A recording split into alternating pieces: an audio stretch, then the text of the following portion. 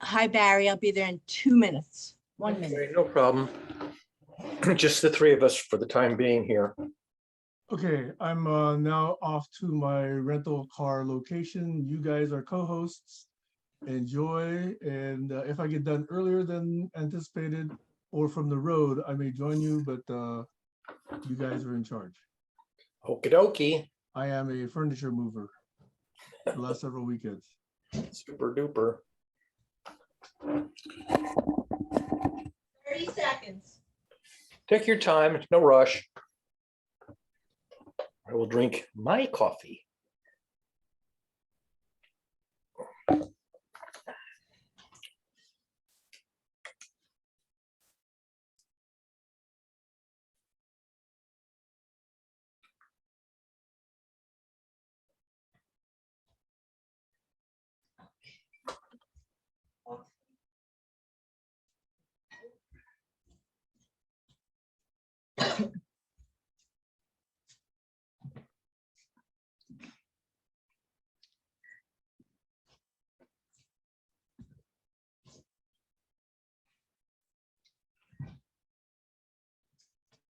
Whew.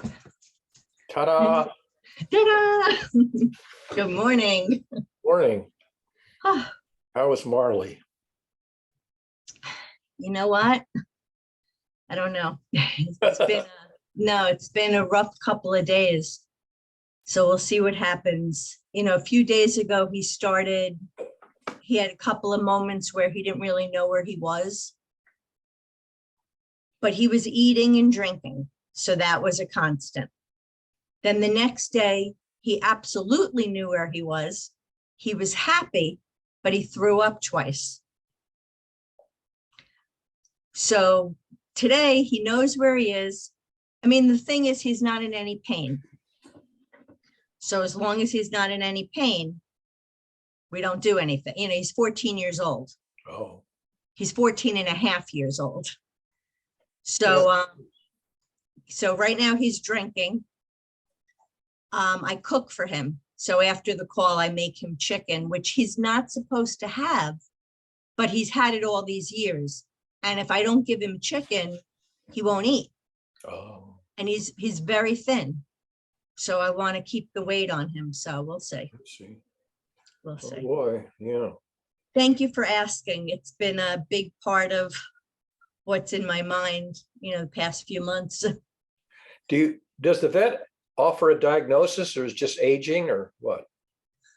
He's had a diagnosis for years with like irritable bowel, and he has a blockage. So he's had problems for years. Mhm. I mean, he's had a colonoscopy, all these things, which I really don't believe in putting animals through all of these things if Yeah. they're not in pain. Yeah. But at this point, I mean, it's age. He's 14 and a half. The age span is 12 to 14 years Oh, for this breed. okay. But, he's happy, he sleeps with me, he knows where he is. Okay. Well, as long as Thank you he's for asking. yeah, as long as he's aware, knows who his mommy is. He definitely does. But the other day was a little bit scary because he just like stopped in the middle, in the middle of everything. Hmm. And he just, he really didn't know. And he has cataracts now, so he can't see well. I don't know how well he hears. Hmm. So, you never know what's at play. But he's happy, and he's wagging his tail, and he's not crying. So where is he? He's just sitting here listening right now. Hello, Marley. How are you? No, okay, for all things considered. All things? Do we have a lot of things to consider? Well, I mean, they're nothing terribly momentous, but yeah, lots of little things are always burbling, at or near the surface or below the surface that you have to reckon as you age. And as our culture ages and gets weird. Let's see who's coming here. No, it's Joshua. Let me admit him. Ding dong. Give Joshua a chance to finish connecting up. Hello, Joshua. Hello, good morning. Good morning. Sam is off moving furniture at the moment, so he started the session, but he's actually not here for the time being. Thanks for the heads up. I'm trying to get to you guys, so it's hard on Saturday mornings, but I'm trying to work it out. So I'll try to be there soon. Oh, okay. Well, it's just I'll the just two be of us. listening. It's just the two of us, Stacy and me, because Sam is driving a rental van to move furniture. So, Okay. well, we just started. But since you started talking about how, things are weird and, people, you and I have been talking about, it's interesting. I was mentioning to you, Dr. Stephen Porges and polyvagal theory, and Jennifer on Facebook. Somebody recommended him to her. And I was just thinking how it's so interesting how, at different, things arise all at the same time. It's always been out there, but it's interesting watching the patterns of how different topics come up. Interesting in a good way, because go ahead. It's basically how your system reacts to threats. Whether the threats are imminent and real or kind of imaginary and not serious. If your brain doesn't really know how serious a threat is, then your body's going to react to a threat situation, sometimes overreacting, sometimes underreacting. Fight, flight, freeze, fuss, fume, there's a whole whole spectrum of reactions to threat appraisals, which may or may not be serious, but you may not know how serious they are. Yeah, well, what I was really speaking to is you and I were talking about like how things are siloed. And we were talking about, the shame in that. And what I'm trying to say, or what I was saying is that what I'm seeing is that things are breaking out of silos and getting back into a space where they seem to be reconnecting. Yeah. Because I'm seeing topics arise and then they're crossing over into different areas. But there does seem to be a timing there that has some sort of order or pattern to it. Yeah, it's sometimes called synchronicity. Yes. When the same issue, which is really in the air, it's genuine, arises in different communities and people begin to talk about it, maybe in idiosyncratic terminology, but eventually it becomes a headline news story, and then you begin to get a commonality and a common vocabulary and a common appreciation for an issue that people were sort of wrestling with, maybe non-verbally or without clinical terminology, clinical diagnostic terminology. And I'm hopeful that in this case, that topic has to do with our collective trauma and how maybe we'll be able to deal with that. Yep. So my fingers are crossed. Yeah, and the notion that traumas that are experienced at a very young age can leave long-lasting scars, PTSD, for example, and eventually people realize that their childhood trauma, which is their PSD, and your childhood trauma, which is your PSD, are not dissimilar. There's a commonality in the syndrome. So the exact event, that sets you on edge as a youth may be different than the event that sets somebody else on edge, but the consequences, the psychological consequences, may be quite similar.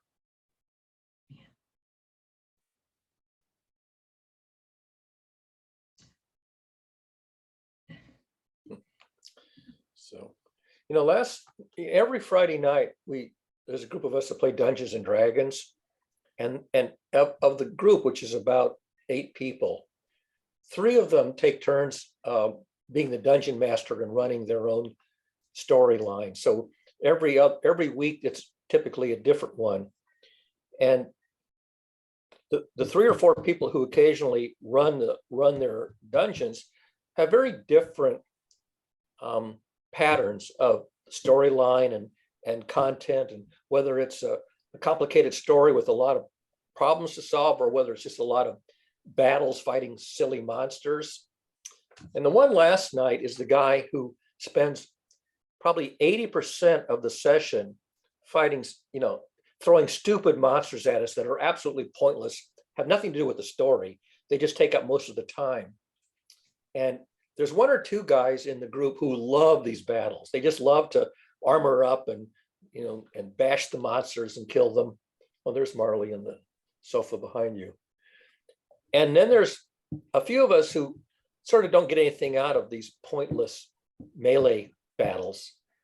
And I'm the one who gets the least out of them. I really don't care for these stupid, battle scenes at all, because they have nothing to do with the story, really. They're just interruptions in the story. And to some extent, they put me to sleep. But more importantly, I don't really participate in them very enthusiastically. I really sort of stay on the margins. And so the guys who really, really want to go in there and throw the first punch and then everybody come in and join in the bashing. One of them is very disdainful of my character, who's practically a pacifist. And so I'm thinking I should just stop playing these games, or at least that one game, because it's 80% of the time is these stupid, pointless battles of stupid, pointless monsters that have nothing to do with the story. And my character is not a fighter. I'm a bard. My character is a bard. So I wish I knew how to play Dungeons and Dragons. I have no idea. When you talk about it, I have no idea, but it sounds like something I would like, but I don't have a clue what it is. First of all, the rule sets are books. I mean, for example, this book is just the player's handbook for one of the editions of Dungeons and Dragons. And that's just the player's handbook, because then there's a dozen other manuals for other elements of the game.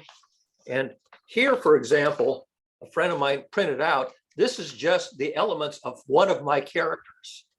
So you have to learn an enormous amount of content. Who's that's coming in? It's, oh, Diggy Vijay is coming in.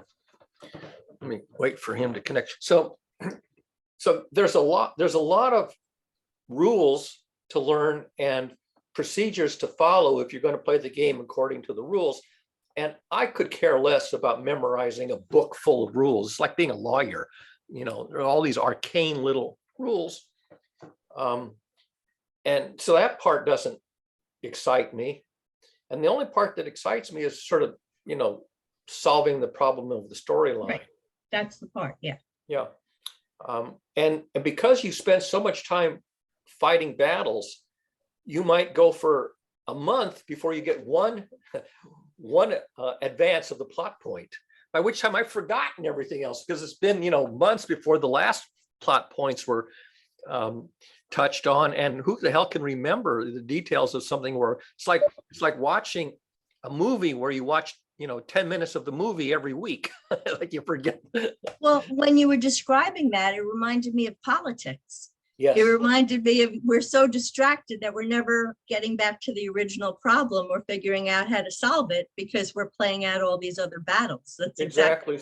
So, and also violence itself, whether it's real life violence or violence in drama, depresses me. I don't care for stories that have a lot of blood and gore and guts, and I certainly don't appreciate them in real life. I don't like violence in real life, and I don't like violence in general, because what the hell? I mean, it's depressing. So I'm thinking this game is just depressing. and I probably should stop playing it, except that means that I'm going to have 6 more hours on Friday night to do something else by myself again, instead of in a social setting. So I don't know. I'm kind of thinking. Also, I'm aging out of the game because I'm the oldest person in the group, and the other people are still, can very actively process all this technical information and remember all this stuff. And I don't know. So it's just one more contribution to the banality of dull, boring life. Nothing, not learning anything. It's not terribly interesting. But if you're not there, then you leave the other players in the lurch when they need, a little bit of backup. So we have one guy who just rushes into battle, even when the character, who's on the scene is not necessarily a threat. He just assumes that you're supposed to fight them. He starts the battle, and then you either have to defend, join him, or you stand by and, and watch the battle. And it's sort of a lose-lose proposition for somebody like me who doesn't care for the battle stuff. So politics is the same way. I don't care for politics because it's not physical fighting, but still fighting, disempowering the other guy and basically making no net progress.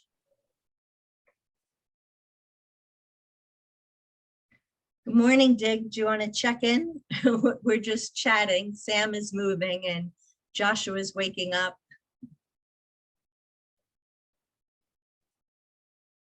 Okay.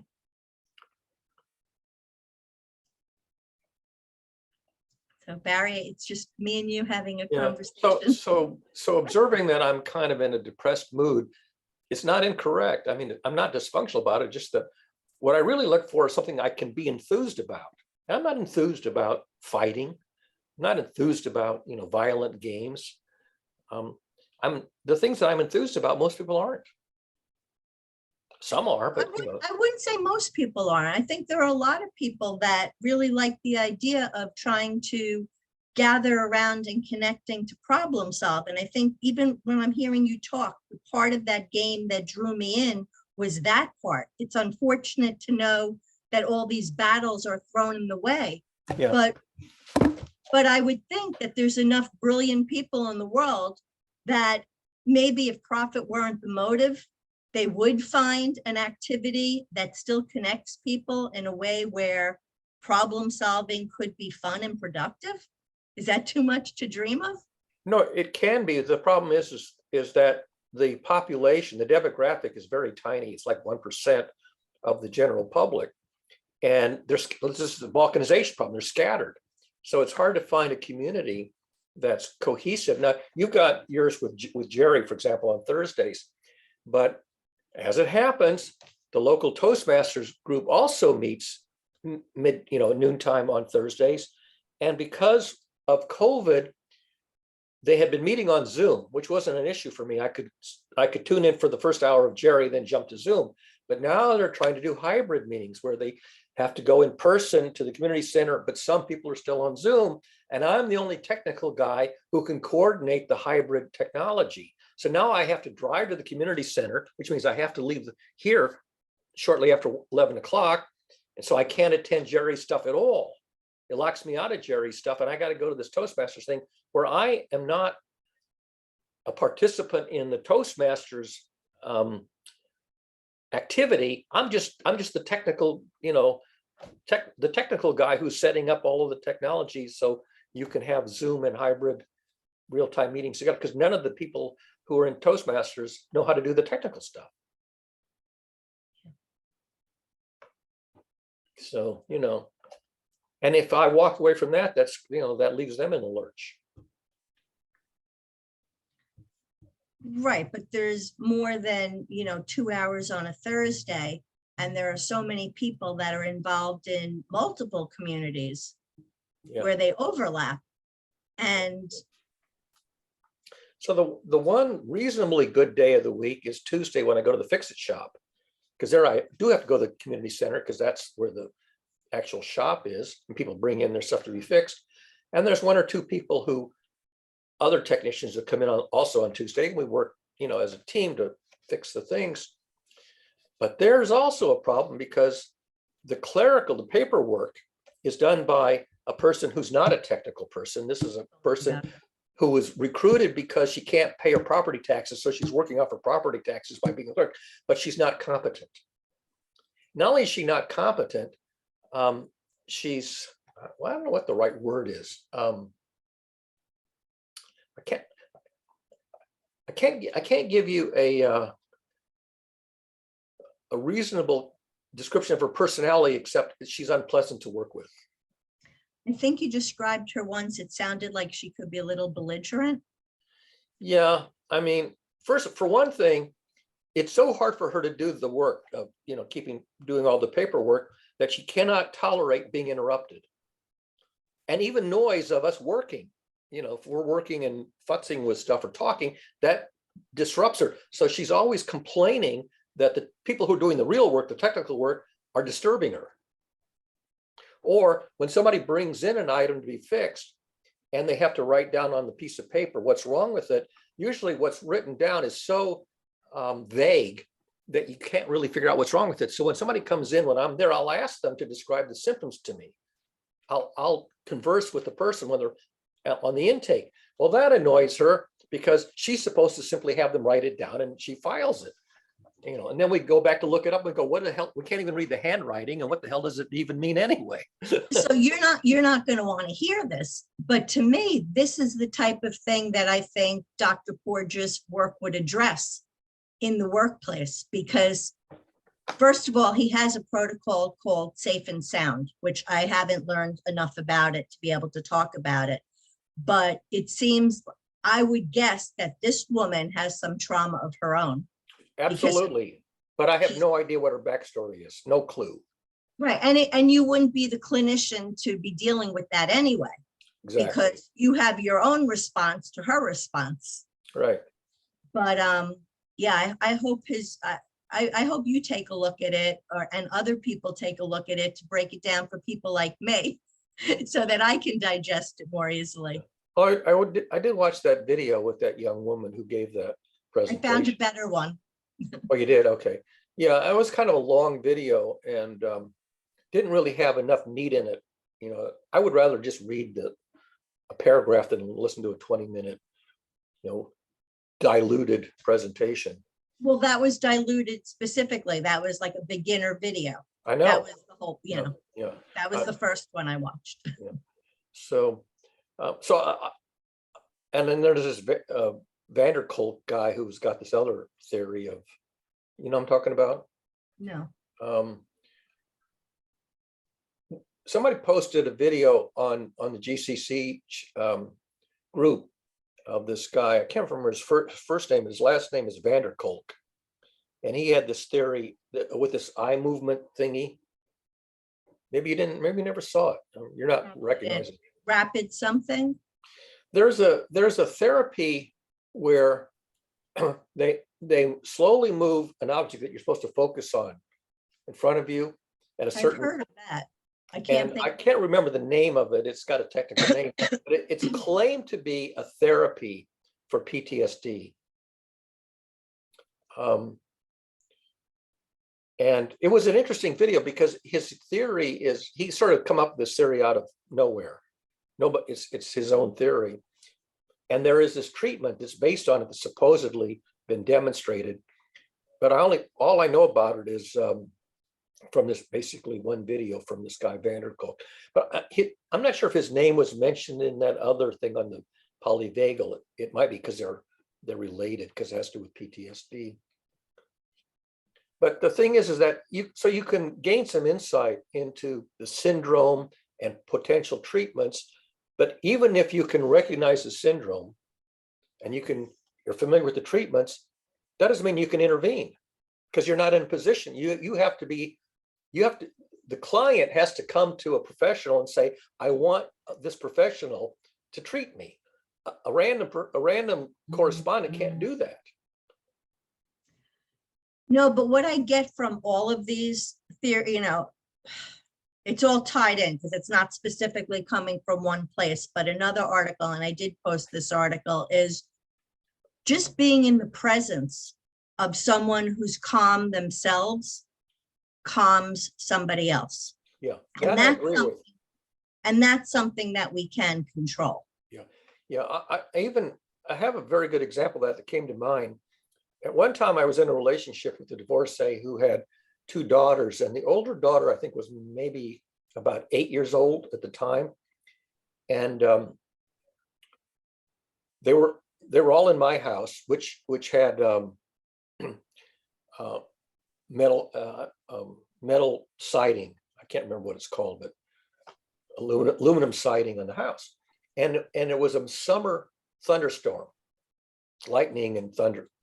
And the 8-year-old girl was visibly frightened of the thunderstorm. Now, I have degrees in electrical engineering, so I know all about electricity and lightning and thunder and the fact that the shell of the house is aluminum siding and we're perfectly safe inside. But she's trembling. So what I did is I put my hand on her back. gently on her back, and I held it there because I could have said there's nothing to worry about. But when I put my hand on her back, she could feel how calm I was, and I wasn't, jittery. And I thought, I didn't even think about this. I sort of did it instinctively, but, in thinking about it later, I realized that was the most effective way to communicate nothing to worry about. See how calm I am? And I don't have to give you all the technical reasons, the graduate study analysis of electricity and magnetism. I can just show you that I'm very calm, and that would calm her down, which it did. So yeah, a person who's very calm in an emergency helps to calm other people down. And if you're also jittery in an emergency, that amplifies so the point is that somebody who really knows what they're doing really can, knows how to handle the situation and can demonstrate their calmness is going to be helpful to calm other people. So when the pilot comes on and says, well, we're going to have a little bit of turbulence, nothing to worry about, we're going to change course a little bit to get around this thundercloud, that's all designed to calm people down. He doesn't get on and say, oh my God, we're going to go through this turbulence, tighten your seatbelts and hold on and grit your teeth. He doesn't, they don't do that. They try to, make it sound like they really do know what they're talking about, and they do have the situation under control. And if you really do have it under control, you can't fake that. Absolutely. And by the way, I do that with my dog too, which is why he doesn't get freaked out at fireworks. He's fine. He's fine with fireworks. Yeah, just put your hand on him and pet him gently. And from the time he was a baby. Yeah. Yeah. So, but there are situations where you have no idea how to calm somebody down. They have their jitteriness, their insecurities, and whatever the hell they are, there's no intervention that's suitable, that's available to intervene. So like this lady at the fix-it shop, when she can't enter the data into the computer and she gets stuck and it's all messed up, she'll call me over and I'll just, push one button on the keypad or one click on the mouse and fix it. But she never learns. She'll watch me fix the problem that's got her all discombobulated, and the next week she's got the same issue and she didn't learn it. And so I'm going, how the hell do you educate somebody who has this pattern of learning disability? They just can't learn the technique to do their job. She has learned. She's learned that she could just ask you and you'll fix it for her. She has learned. Well, yeah, in that sense, that's true. But the thing is that I have to interrupt what I'm doing, which is not a big deal because I can save my stack pointer and go back. But then she'll. So what about if you told her, leave it and we'll do it at the end of the day? Oh, but then she's really discombobulated because now she can't do it. Because now she can't. Yeah, I know. Technically, it's her problem because it's her job. And when you have to do somebody else's job for them, maybe not the trivial things, but the things that require real know-how, when they can't do the things that require real know-how. I remember when I was a kid, I used to ride the bus, and I thought, what would I do if the bus driver became disabled? I would watch the bus driver and say, could I take over and safely bring the bus, to a halt?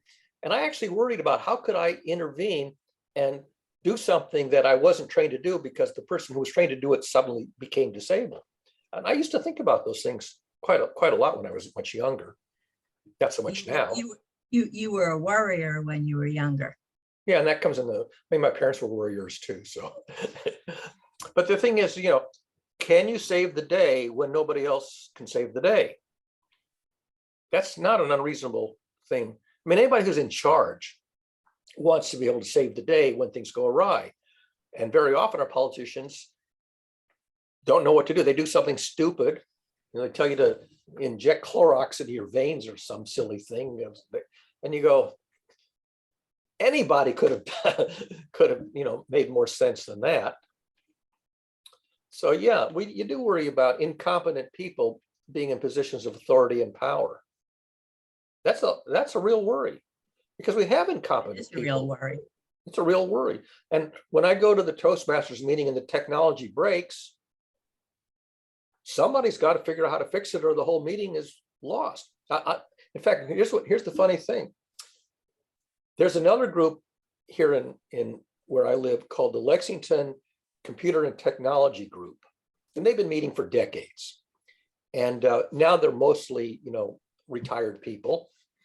And because they were also meeting in the community center in person, because of lockdown, they also switched to Zoom. So they're also trying to figure out how to get back to hybrid meetings. And so one guy who I happen to know who he is, because he also worked at BVN where I worked, he did the research. He got the technology. He went to the community center a week ago just to test it without anybody else being there. And this last Wednesday was going to be our first real hybrid meeting for that particular group. That morning, 8 o'clock that morning, he tested positive for COVID. So he said, I can't go to the community center and husband the technology because I tested positive for COVID. So they tried to get the message out 2 hours before the meeting. Don't go to the community center. The hybrid meeting's off. It's going to be on Zoom. Well, 3 people didn't get the message, including the speaker for that day. So 3 people went to the community center. Fortunately, one of them, not the speaker, had brought a laptop. So the one who had the laptop went online. Everybody else at home started the meeting, and the guy at home who organized the meeting happened to have a copy of the slides. Oh, good. So he ran the slides. The speaker used this other guy's laptop, and they salvaged the meeting, but it took them 15 or 20 minutes to salvage it. But these are guys who were all super nerdy. Lexington Computer and Technology. These are all people who were deeply into, and it took them. Now, imagine you got a group who's got practically nobody who's a technology person, or one person who has to figure everything out in real time. So, it's no fun to be the one who knows that if things go awry, you're the only one who's going to be able to figure it out, but probably not in 2 minutes. Right. I mean, we do the fix it shop, and sometimes I can fix a lamp in 2 minutes, but sometimes it takes us 3 weeks to figure out how to fix something. Well, I can only say from my own personal experience that I had to learn that sometimes you can't save everybody. Exactly. And that's okay. But sometimes they have to fail on their own. Sometimes they have to learn on their own. Guess And who that's gets the way it's blamed? supposed to be. What? Guess who gets blamed? So but that's part of an inner growth process to be able to be okay with that. So not everybody's going to understand, and you have to be okay with that. Yeah. So you have to be willing to be the scapegoat, even when it's not your fault. Because the person who's incompetent will I won't say always, but I'm sure commonly Jesus felt a little bit like that. I'm sorry, say that again. I'm sure Jesus felt a little bit like that. Well, actually, Jesus intentionally played the role of the scapegoat. That's what I'm saying. Right. And he did that. He did that because the scapegoat mechanism had been introduced in the culture by Moses and Aaron back in the Old Testament. And it was a stopgap measure. And the thing is that the scapegoat mechanism had sort of served its function and then had become dysfunctional. And so we had to get rid of the scapegoat mechanism. And that was the point of the New Testament, was to demonstrate the dysfunctionality of the scapegoat mechanism. So the dysfunctionality comes in when it comes to punishment. Is that correct? Exactly. And the point is that punishment in general, for example, say your computer, malfunctions. Okay. What are you going to do? Punish it? No, nobody in the right mind would punish a machine for malfunctioning. You would diagnose it and fix it. But if a human malfunctions and it's a crime, you punish them. I go, that doesn't make any sense. So let me circle back to the very beginning when we were talking about trauma, when trauma was mentioned, because where I was trying to get to, but I couldn't find the words, is that a lot of the people that we disagree with, a lot of the people that I may look at as, the other side or whatever, I have to recognize that they are also suffering from trauma. Yeah. And I have to keep in mind exactly what you're saying. So do I want to punish them more? I mean, it sort of reminds me of, I can think of too many incidents where a child, maybe it was myself, maybe it was another child was crying and somebody yelled at them to stop crying. If we don't recognize that people are traumatized and we just keep battling them, we're not moving forward. Exactly. But it's going to take the more sensitive people, which is the sad part. It's going to take the more sensitive people to take that first step. And that's that's the hard part, because for a while, it just seems so unfair. Well, that's the whole point, the world is not a just place, it's just a place. And so the phenomenon of unfairness pervades our culture. It's ubiquitous and pervasive in our culture. And the thing is, how do you live in a world which is perennially unfair? Some people want revenge or payback or some other kind of reaction, and that tends to exacerbate the problem. And so it takes a lot of discipline to muddle, soldier through an unfair world. But you see, I do think there's an answer, because I think if we focused on the little things and joining together just by doing a little thing, not by saving the world, Yeah. but where, I mean, we all do little things, but it's the connecting together and the joining together and becoming part of a movement. Like, I remember like when there was like the whole pay it forward thing. Yeah. And like people would do little acts of kindness. Yep. That was a really positive kind of movement that made a difference. Yep. And you, yeah. Go ahead. Yeah. I mean, I'll give you an example. There was a customer at the Fix-It shop, and she was pregnant. And she had one of these recliner chairs, these electric recliner chairs that she was going to put in the nursery so she could nurse and have this recliner chair. And the motor mechanism failed. But she couldn't bring the chair in because it's a big, bulky chair. So I said, well, we're not supposed to, but I'll go to your house. So I go to her house and I diagnosed the component that's failed, a gear, part of the gear mechanism on the motor. I said, well, this component has failed. I can certainly replace it if we can get the replacement part. So I gave her the model number, and she called up the vendor, and she was able to procure the replacement part for like, I don't know, $50 or something. So when she got the part, I went to her house and I put it in. And she says, how can I pay you for this? I said, well, you can't. I said, have you ever heard of pay it forward? I said, at some time in the future, when there's somebody that you can help, do something nice for somebody in the future, but you don't need to pay me because, what's the point of that? So yeah, you try to do things which help other people in the expectation that that's a model for how people can help others, at some future time. But most people in our culture, they want to be paid in money instantly or some kind of compensation, in real time. And if the compensation in real time isn't there, then they're disturbed. Well, again, I'm going back to the idea of trauma and just the way we talk to each other. And I guess what I'm trying to say is that when there's discord, bystanders can play a positive role. Yeah. Yeah. Yeah. So, but it's more common to find people playing either a non-positive role or even a negative role. There's a minority who play the positive role. So you have this ratio of positive contributions to nil or negative contributions. And so on average, over a lifetime, it seems like things are sort of gradually degrading. And that's my observation, that in my lifetime, starting from when I was a teenager in the 1960s, things seem to be degrading in terms of the overall quality of our culture and our civilization. Not so much in technology. I thought in science and technology we were advancing, but in all the other sectors I thought we were degrading. Education was degrading, and politics was degrading, and the environment was degrading. So everything else was degrading, with a narrow exception of some high technology was advancing.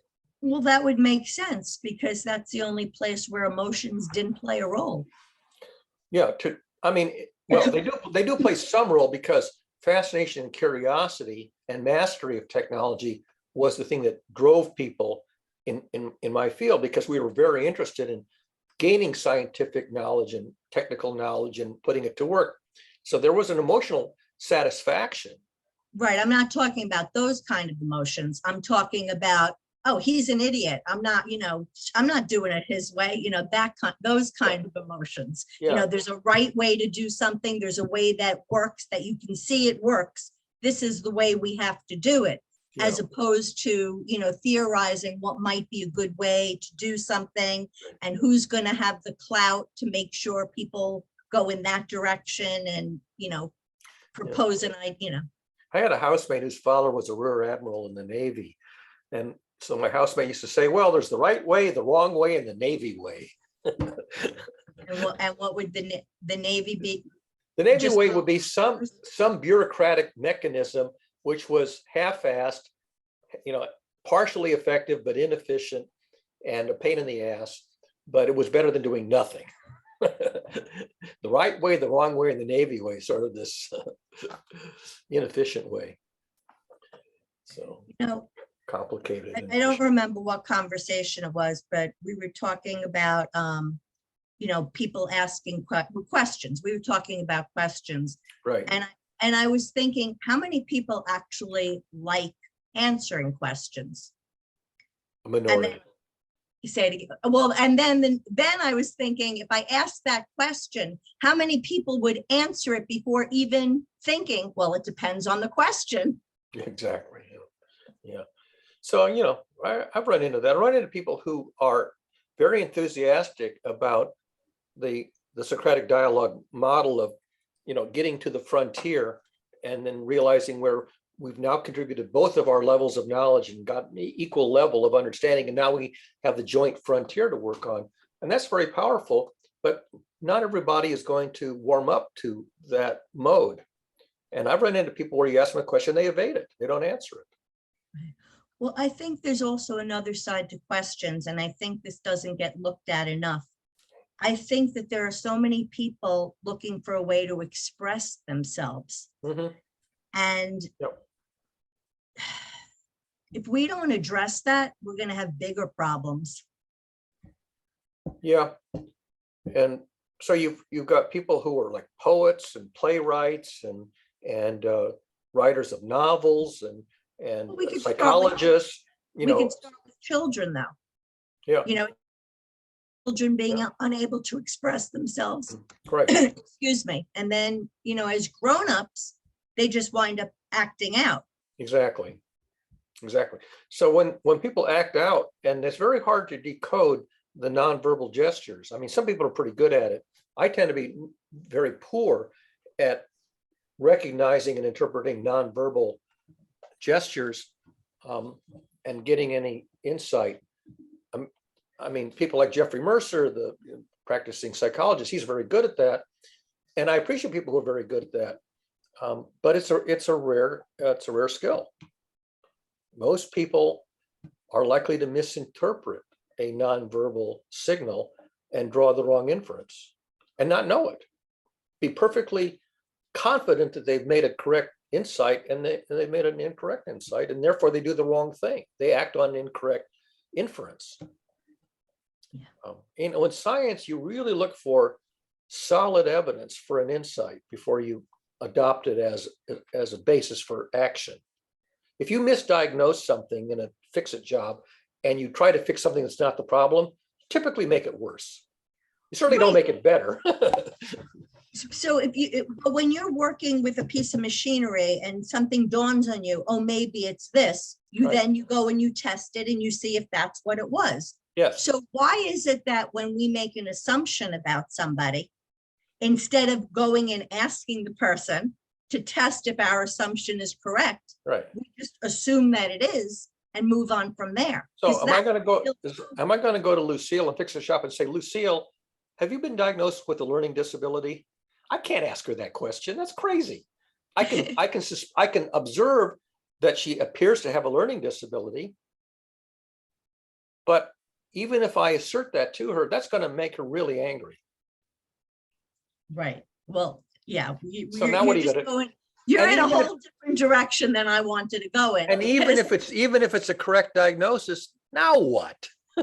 Well, yeah. In this case, though, it wouldn't be about going to Lucille. It would be about going to Barry and figuring out how can Barry handle this situation for Barry. Yeah, and the answer is either move to a different day of the week or stop going in period. And at one time when she was really being quite abusive, I said to her, would you like me to resign from this job? She says, well, that's up to you. That was the response. That's up to you. Is there anybody else working there besides you and her at the same time? No, well, yeah, there are at this point 3 other technicians who may or may not be there on the same day. One of them, it's not his regular day, but he sometimes comes in, and the other 2, they are their regular day, but they're not always there for what medical reasons or travel reasons or other. So I'm the one who's almost always there every Tuesday, and the other 3 people are there, I'll say 3/4 of the time, each of them. So there are days when I'm the only one there. Yeah, I would just tell her, I can't stop now. I'll help you later. That's it. I could say that wouldn't be true, because she knows historically that I do stop and then go back after 5 minutes and go back to what I was doing. There were times when I would wait until the 9 to 12 hour was over. She'd go home, and then I would stay after to do the work because I was working on a device that had a noisy motor in it, like a kitchen mixer or a vacuum cleaner or something. It had a noisy motor, or a shredder. And if I was running the motor, that would be so disturbing to her that she couldn't be on the phone or she couldn't be using the computer. And so I would actually change my working hours so that I wouldn't disturb her from, calling up the customers and saying your item is ready or whatever. And the point is that I can do that, but if I have to pick up the other guy who's can't drive anymore, so I have to pick up Dave and bring him in and drive him home, then I can't stay late, because now my timing is tied to picking him up and taking him home, because he no longer drives. So you have all these constraints that basically pinch you into a very narrow range of functionality that's just exasperating. It's inefficient, it is exasperating. And then you got to take abuse on top of that. So, at some point you can say, screw it, this isn't worth it. I mean, I do it for the emotional satisfaction. Have you written a song parody about it? Not yet. I've tried to think of, the thing about song parodies, they tend to come to me in my late morning dream sleep. And so far, nothing has come to mind with regard to this particular situation. All right, it's not bad enough then. Well, and also it's only 3 hours a week. It's only, one morning a week. But yeah, if it's bad enough that I need to therapize myself, then I'll use my classical write a song parody or something as therapy, as opposed to what I'm doing now, which is bitching about it on Saturday morning barn raising. This isn't barn raising. This is Stacy and Barry having coffee. Yeah. With people listening. Yeah, foundation laying, yeah. Digging up the sub basement. We should stop to see if either Josh or Diggy Vijay have something they want to pipe up and talk about. Let's give either of them a chance to say hello and tell us how bored they are by Stacy and Barry's. They're sleeping already. Yeah, we'll probably put them to sleep. Here he is. Hi, Dig. Yeah, good morning. What's up? Yeah, I've been listening to you guys, and yeah, that analogy about that, how to, the way you said it, like, okay, so how you gonna ask the other person that, are you having a learning disorder? That point was like really spot on. That yeah, we sugarcoat a lot of things because being too direct might harm our, might harm the other person in a way that we don't intend to. Yeah. Right. Yeah. So I think that was a really fair point. And sometimes this dilemma occurs to us as well, multiple times, that, okay, should we be too direct about the situation, or we go the other way around, make the other person realize that, make the other person, not letting the other person think in a way that we are some sort of, having a downgraded image of the other person in our minds. So yeah, this dilemma is pretty real, and this thing we face every day. And sometimes we get too much soaked into this sugarcoating behavior that sometimes we actually detach from the truth as well. So what are your thoughts upon that, that where is that boundary line where we can understand that, okay, at this point, I think it's time to be direct. And, what is the threshold that you think that, okay, this is something that we need to address directly? Yeah, I mean, I said to my colleague Dave, the other technician, when I was driving home, I said, after an episode with Lucille, I said, and he brought it up on the way home. I said, I don't have a protocol for this situation. There are situations where anything that you can think of appears to be counterproductive or ineffective. And I said, this is a situation for which I have no protocol. And Dave says, when something like that happens, I just leave the room. Well, if you're on your job and the only solution is to leave the room, then you've walked away from your job. So, that's not a very functional protocol. It's simply to leave the premises. That's essentially resigning. I said, should I resign? And basically the solution is there's no known solution that comes to mind that seems realistic. And that's a frustration. So you end up being frustrated. Yeah. You were going to say something, Dick? No, I totally agree with that, because, it's just about, the time being, the situation which is there. We have to analyze the situation better. It's always, it's only by practice that we can conquer this, skill of taking the wisest decision at that point of time.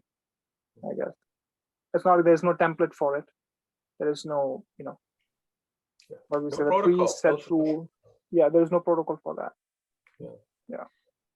I don't know. I'm a strong believer. From the protocol would be I have to do my job first. So I would not be stopping.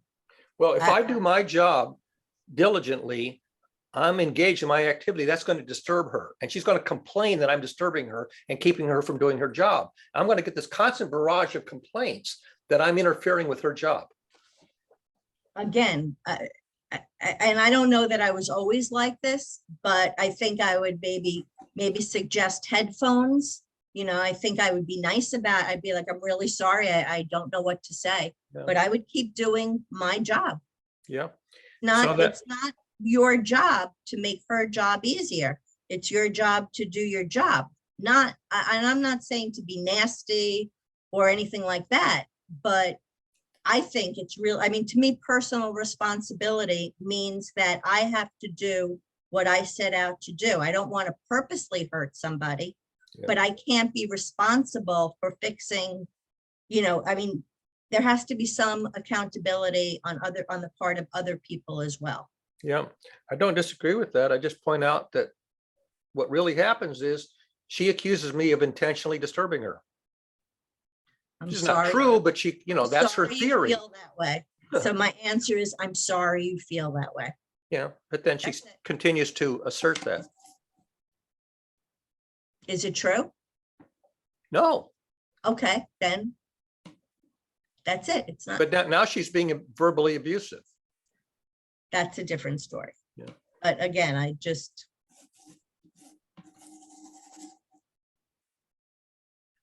so what else can we talk about? I don't know. Pick a topic that's not so depressing. Did you have anything going on with you that you were hoping to bring to light here? Well, not exactly. I'm here to, explore, understand that, what actually the other arenas that we can talk about. I come here for change, by the way. So yeah, because there are just few of the things that we talk about, millennials and Gen Zs, but there are few things that we talk repeatedly about. So yeah, this is the place where I get to know about a lot of things, actually. I feel like you've come on 2 off weeks when Sam hasn't really been here. Well, Sam was there, I think last week. Yeah. But Yeah, not fully. Yeah, and he's got a lot of travel scheduled for this month and I think next month. So I think he's even going to be in India, if I remember right, for like 3 weeks, maybe next month. So there's going to be a lot of Sam being absent for much or all of the sessions in these next 2 months, partly because of his promotion and assignment to new responsibilities. Where are Another- you? I'm sorry, Dig, where are you located? I am in Punjab, the province of Punjab. It's in North India. Is that neighboring Pakistan? Yeah, it's a neighboring state. Yeah. Actually, there are two Punjabs. One is in Punjab in India, and other one is in Pakistan. The Punjab was cut in half when during the time of partition. Yeah. So half of the Punjab went to Pakistan, and half of the Punjab went to India. And Indian Punjab was again further divided into two more states, Himachal and Haryana. So, Balkanization. yeah, Back to balkanization, these little yeah. little neighborhoods that try to keep, not have too much conflict between them. Yeah, exactly. Because Himachal is all hills and they have a very different culture. Yeah. So the ecosystem is very sensitive. So Yeah. they have a very different set of rules there to prevent the ecosystem and environment. And while Punjab is mostly agricultural state, it has a very different set of laws. It's a flat land. And Haryana has a very different culture as well. They are linguistically very different. So that's why that division occurred. Pakistan has basically three. You have Pashtun, was the A, Afghan and K, I can't remember. The PAK were the three different ethnic. Yeah. Khyber Pakhtoon was a state. Khyber. Sindh, Sindh and Baloch. I think there are 4 states in Pakistan. Yeah, and the P is Pashtun, I think, if I remember right. Yes. Yeah. Did you know that, Stacy, that the PAK in Pakistan are the initials of 3 of the main ethnic languages and groups? I didn't know that, Yeah. but I'd love to hear more because I really don't know. Like, so what is it? What is the like? I know there's a lot going on. What's your experience right now of what's around you right now? I guess I don't even know how to phrase what I'm asking. I guess I just want to know what it feels like right now for you there. Yeah. Are you talking about the geopolitical scenario, Yes. which is around us? Yeah. Yes. Okay. So Pakistan, the upper side, the upper valleys of Pakistan, which has a conflict with the Indian state of Jammu and Kashmir, which is not far from Punjab. Like the next state to the north is Jammu and Kashmir. So the Kashmir conflict has been has been very active since 1947, and there had been few violations as well of cross-border firing and stuff like that. So there is no international border has been decided between India and Pakistan. It's just a ceasefire between the line of control. So that's a very conflicting region to the north, through the state of Jammu and Kashmir. But geopolitically, it's one of the most sensitive regions, and Punjab is quite like, it's a very peaceful state, mostly based on agriculture, and I think we produce 60% of India's food in this state. And that's the situation around in Punjab. In Jammu and Kashmir, which is the neighboring state, I would say half of my ancestral I would say property is there in Jammu. So they have a very different scenario, because the border are not decided yet. They are still the line of controls that the ceasefire is executed, and the situation always remains sensitive there.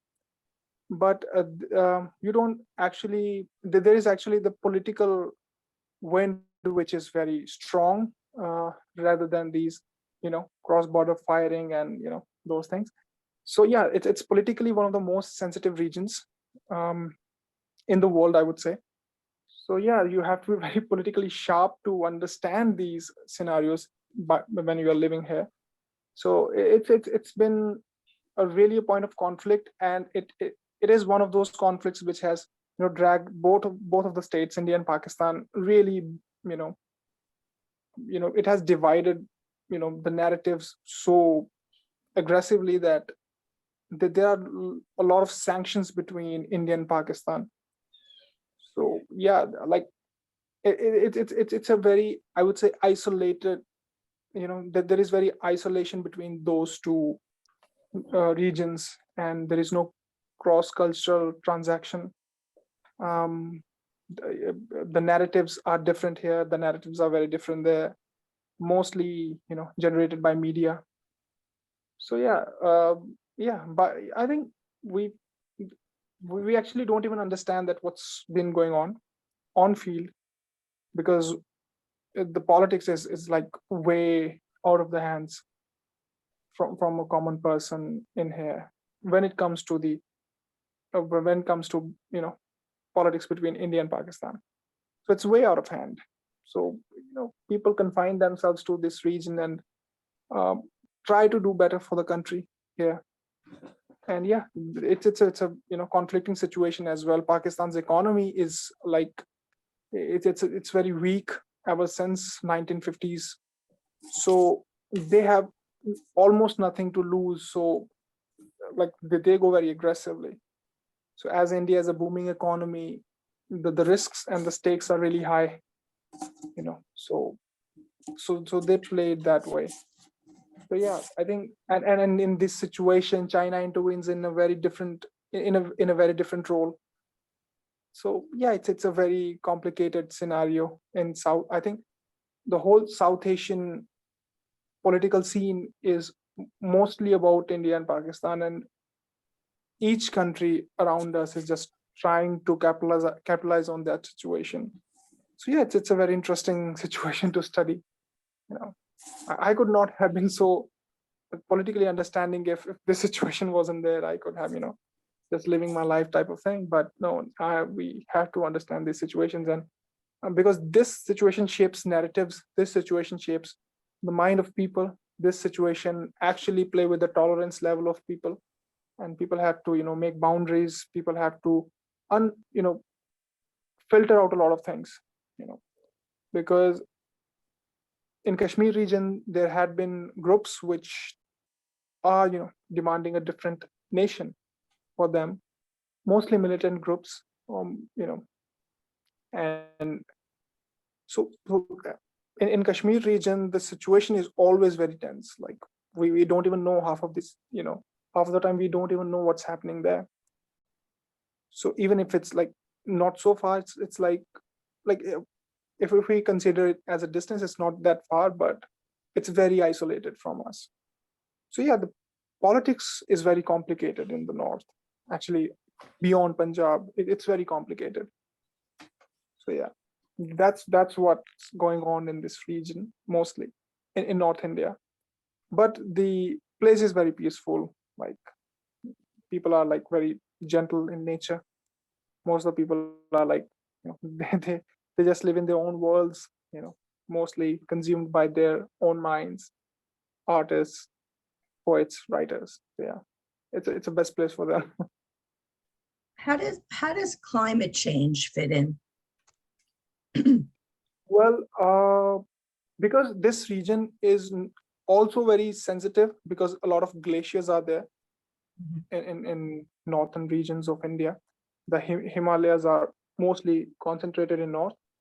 So actually there's a lot of impact on us for this climate change, because now we can feel that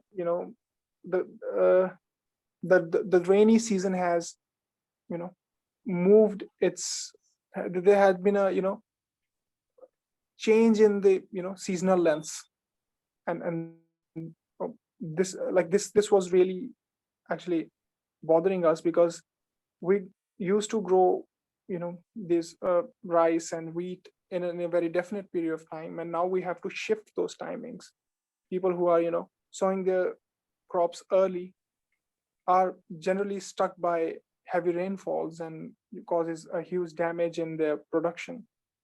So now that timeline has moved even further, so they grow crops late. the seasons are now being shifted to there has been a difference in temperatures as well. The temperatures go high as like 45 degrees centigrade and lowest as 1 degree in winters. So the temperature variation is huge in our region, right? So I think, but it's a this place is blessed by a lot of hills and rivers, so we generally don't feel that much of you know change because naturally it's very resourceful place. The land is fertile, the resources are the water resources are ample, and yeah, I think we can sense it whenever there is a heavy rainfall, then we can sense it, okay. And when floods occur in the upper valleys due to glacial meltdown, so yeah, it's a very sensitive issue for us as well because the Himalayas are melting down. So yeah, we can evidently see sometimes the rise in the river water levels. But yeah, it is a I think this place would be very much affected by global warming if there it is, because the carbon footprint is very minute in these regions. People mostly live in hills. They don't use as much as resources as the urban Indian population uses, right? They are not very fond of things that urban population do. They live in very sustainable manner, and they don't use that plastic that much or all those things that harm environment. They don't use that much. So this place is actually a victim of those practices, rather than, I would say, uh, the major sources of pollution. And one of the most alarming thing which is happening, it's happening in the Ladakh region, which is near to the Kashmir Valley on the Himalayan foothills, because those glaciers are even more sensitive, even more prone to temperature rise. Those glaciers are melting down pretty fast, like very fast, because the tourists from all over India and the world are going there, and that place does not have capacity to accommodate that much number. The ideal number is like 20,000 tourists a season, and right now it's around 86,000 to 100,000 people who are going there. So they are leaving a lot of uh, single-use plastic. They are bringing in diesel cars. They're bringing in those vehicles because diesel has a very different property. Most of the tourist vehicles are diesel based. So what happens is that diesel has a very different property because it's a sub-zero degree region. So the minute particles actually goes over the glacial layers and it settles there. So whenever temperature rises a bit, it's a huge absorption of heat which occurs, and the glaciers melt down even faster. So it's a very sensitive region. It's more sensitive than we think. But these are the effects which are very evident in today's scenario, that okay, this is happening right now. But the government's So, making no restrictions on that at all?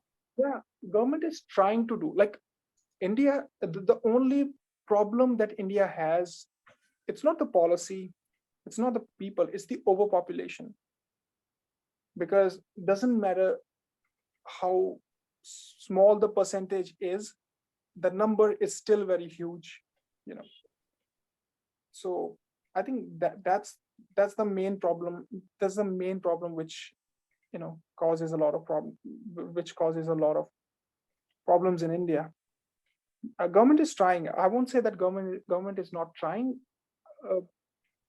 As a young person who reads a lot, I can evidently see that okay, government is trying to put new laws in action, but it takes time to put things in action or in a sample of this, in a country like India, where it's not Switzerland where you can post anything on notice board and the next day people are following that. In India, you have to drive a movement to actually make people aware of the scenario. And now, I think today India's population is actually most educated. It's around, the literacy is around 70 to 80%. But in 1947, it was 3%. So from 3 to 80, it's a, it's a huge transition. But the mind catch late. The mind still has that latency problem. So I think, yeah, in India, if you want to make anything successful, you have to drive it as a movement. Only then, people catch the phrase. Because I still remember there was a time when back in 2008, the only 10% of Indian population was having bank accounts. Like, I can't even think that today. So the government was trying to, pull people into the economic structure of the nation, and it's not, and it won't be possible if this much of population is out of, those benefits that government is planning to, provide them. So there was a movement which was driven called the Jan Dhan Yojana, which actually allowed people to open a bank account with a zero balance. They allowed it, like, okay, you can have a bank account with a zero balance. And government subsidized that movement, funded for that. And a lot of people, below average or poor people had the opportunity to have a bank account. So after a few years, I think back from 2014 to 2015, this thing was going on. And then government introduced a new plan and new payment systems in place designed for India. And they captured the attention of not only India, but all of the developing nations, because that system was very efficient to, those payment systems. UPI, if you might have heard about it, the payment system is like really efficient. It has zero transaction cost. So yeah, it's a, like, this is how things work in India. You have to make a movement out of it. Only then people would understand it. If it wasn't the Jan Dhan Yojana, a lot of people could have, deprived of the facilities that government is giving to them.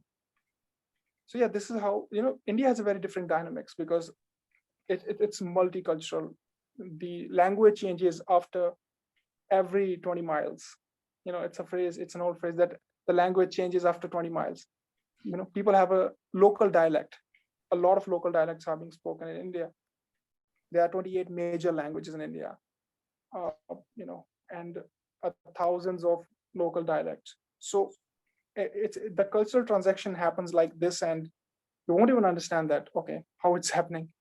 So to comprehend people of this much different backgrounds and different mindset, to bring all of them together, it's a very tough task, because India is a very old civilization, and you can sense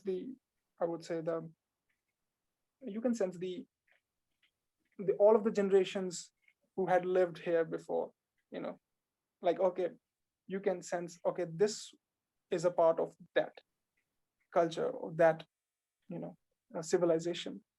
So yeah, that's the thing that, which runs over here, which is actually very beautiful when you try to explore it, but it's a very tough task when when you try to bring all of them together in one platform. So you have to make a movement first, then people adopt it, and then you can address your issues, then you can rectify them. So it's a very different model which works in India. So now I think that there is a guy from South India named Sadhguru. Yeah. So he's running a campaign called Rally for Rivers, because he had predicted that by 2050, 50% of the water in our rivers would be, the water table will go down, and the river will lose 50% of its water. So that's an alarming situation. So they are trying to, do I would say, a nationwide, they are running a nationwide movement known as Rally for Rivers. And that Rally for Rivers covers the whole India. Are you saying rally? I'm sorry, are you saying Rally for Rivers? Yes. Okay. Yeah, Rally for Rivers. And now they have also, launching Save Soil movement as well, because by the overuse of fertilizers and stuff, the soil is losing its actual nature.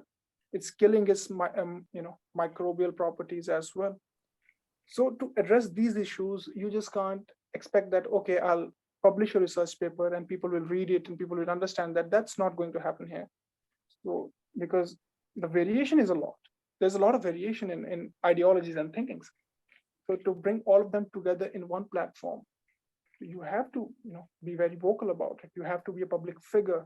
That's why in India, the actors and cricketers are actually big things because they communicate directly to the public. So yeah, this is a very interesting things which are going on right now in India. Yeah. Thank you. One question. His name, the person, Rally for Rivers, is SADBU. SADHGURU. Wait a minute. SADBH.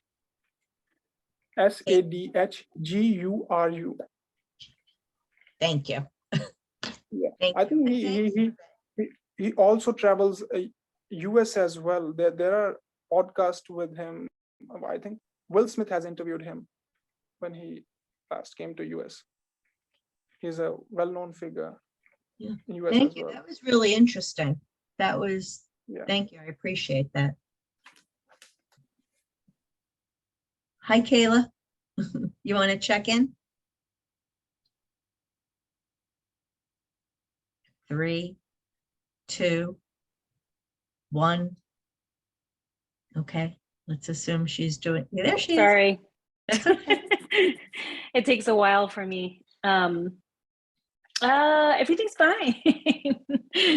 Just busy. My son is homesick from school and everything's great. Unfortunately, I can't watch my son this weekend. I was supposed to go over to Torrance, which is an hour south of where I live, from my other son, because he's part of this capoeira, which is Brazilian martial arts capoeira studio, and he's supposed to get baptized or moved up. So unfortunately, I can't watch that. But Maxwell's good. He had a fever, about 101 for about 2 days, and now he's broken it, so no fever anymore. But he does have a sore throat and a little bit of a runny nose. Other than that, I got a 10% raise at work. Very nice. I know. A new title. So now I'm the program and development specialist, but in about 6 months, they would like to promote me to program and development director. So I've got a lot on my plate and it's exciting. I have no idea how I'm going to do this. I have no idea how I'm going to do my dance. But yeah, everything's fine. Congratulations. That's wonderful. Very Thank exciting. you.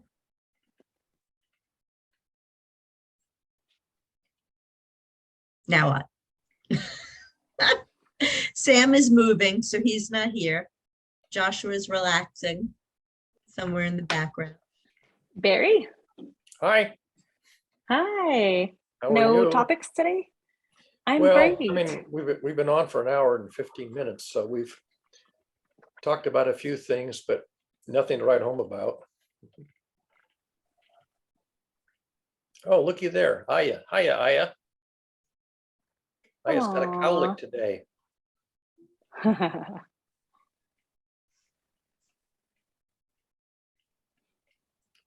sorry, I would put myself on screen, but I'm in my pajamas still. Oh my gosh.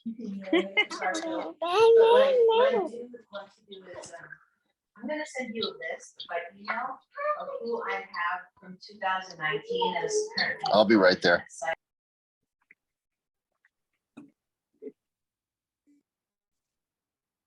Aw, so cute.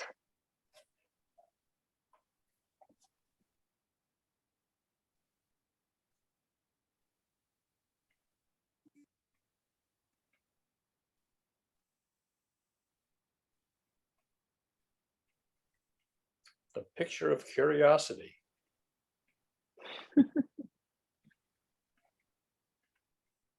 Oh, I did have something to share, which is really interesting. So the funny thing about social media is a lot of people, I notice, they're attracted to dissonance.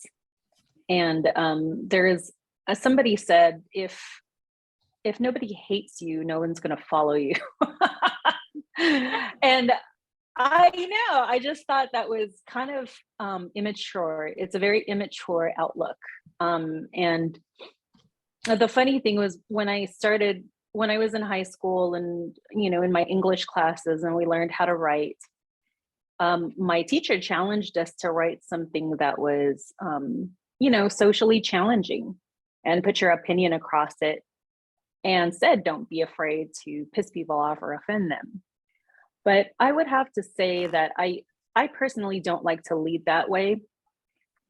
And so I made it a promise to myself that any content that I would put out there, whether it's challenging or not, whether it's triggering or not, that I would try to lead with education and a positive attitude. So it was funny because, I'm not gonna lie, we're on social media to get attention. And for a while I was just posting on TikTok, I was posting just some of my regular stuff, just bragging about what I do with my kids. And then I just started talking about just small things, 3-minute monologues about starting businesses or just starting out or being unafraid to do something. And the funny thing is, I gained 20 followers overnight. I thought it would be a very boring topic, to talk about starting about businesses or nonprofits, but it was really interesting. A lot of people seem to be interested about that, I guess. So we'll see where this brings me to. But it'll be good because even though I'm getting this new position and a 10% raise and probably another 20% raise once I step into the director position, it's really difficult to, be a single mom here in Southern California and make it. I mean, I'm barely covering my bills. And yes, I'm going out to extravagant vacations and stuff, but I still work hard for it. So I'm trying to put together a side hustle with my grant writing and then also my lay making. And I'm going to put it on Skillshare and try to get some passive income that way. So anyway, I guess that was an additional check-in. So I'm hoping that anybody who follows me on TikTok will purchase my courses on Skillshare if they're interested. Sorry, not on TikTok. I'm not on it either. I know. I was also engaging in a post that so you can stitch a post, meaning if somebody talks about something, like for instance, this young woman who said she was a millennial was talking about she was challenging the idea of a 9-to-5. And I've heard this many, many, many times. And usually what it comes to is this fighting amongst generations. You guys are so lazy. You don't know how, you don't have the same work ethic as we do. And then, the younger people, of course, are just being like, why are you guys killing yourself over capitalism? So I kind of interjected in a positive way and just said, this is something that I'm familiar with because my sister always tells me how when she hires these young adults, they are very lazy. They don't know what to do. But I think they have, I think they're onto something there. It does not make sense to work hard for something that you do not believe in. And you start to just wonder what the hell you're doing with your life. And it starts to look like modern day slavery. And it was kind of nice to be able to get validation for that and put the generations together, me being a Generation X and then the millennials, because I don't like that fighting among generations. I think it's ridiculous. Everybody born, their generation adds some value, as did the past generation. So I think it's stupid when people fight over their generational shit.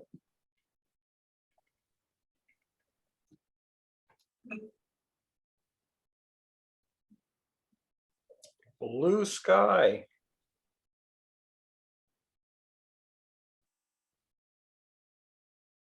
Did you want to check in now, Josh, now that you're out?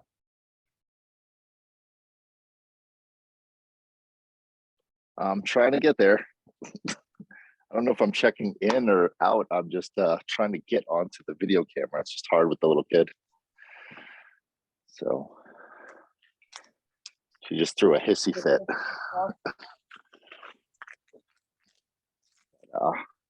Yeah, I'm just getting situated right now. Okay. But yeah, I was going to talk to. I forgot to call you. Sorry, DJ. Last night, I was trying to ingest the AI day. I don't know if anyone else watched Tesla's presentation on full self-driving and their robot.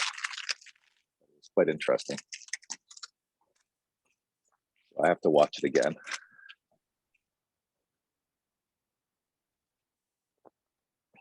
But yeah, they're making robots, humanoid robots for sure. Have they started, or that's just a plan? They started. They showed a demo of two of Oh. the robots. Are they And, realistic? I don't know. Is the light on me really weird? I mean, it's as freaky as the light is on my face. Yeah. This goes is so right down weird, the right? middle. Yeah, it's like Yeah, right can't get down. away the from middle. it. Yep. Hey, there we go. Look at that. I'm a freak. Now I'm choking on a muffin. Why would your screen be divided like that? Because I'm hiding behind a post. It's here, let me see if I can flip it around. How do you, here we go. No, but it'll still be. The post is yeah. I'm just hiding behind a post, I guess. So you have the shadow of the sun. Okay, I got it. It's Yeah, not your screen. shadow. You have a straight line. Okay, got it. No, I Thank can't get rid of the sun on the side of the house. There's nowhere to hide from the sun because it's low in the sky. Got it. Now where you are is good. At least it's out of your eyes. Yeah. I'm not even situated yet. I'm trying to get situated.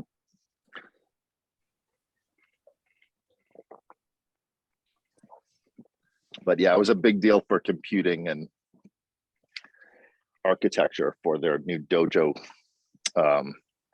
Petaflops of data being condensed at once. It was really big deal. I need to watch it again.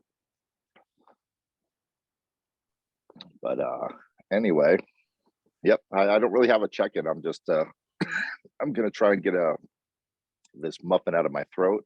And yeah, I'm just glad that Kayla's doing well and Diggy's doing well and Sam's moving someone. I think I heard you say at the beginning of the conversation. He's moving furniture for his daughter. Mm.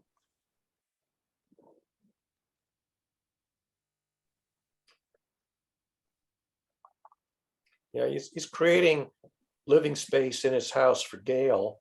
And in the process, he's moving some of the furniture out to provide it for his daughter, who's off in college, I think, or off in an apartment someplace, something like that. Okay.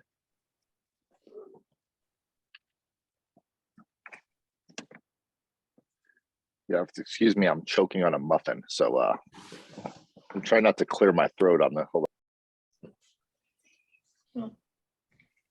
I'm happy to end the call early, if that's what we decide to do.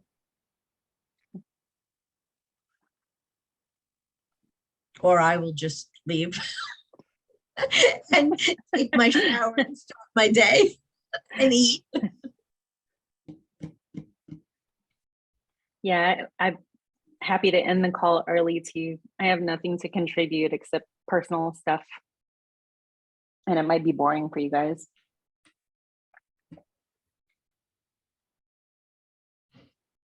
Why would you prejudge? Why would you say it would be boring, Kayla? I feel like you and Barry are more into, computers and science. And No. I feel like talking about grants and fundraising and nonprofit organizations and social media and the patriarchy.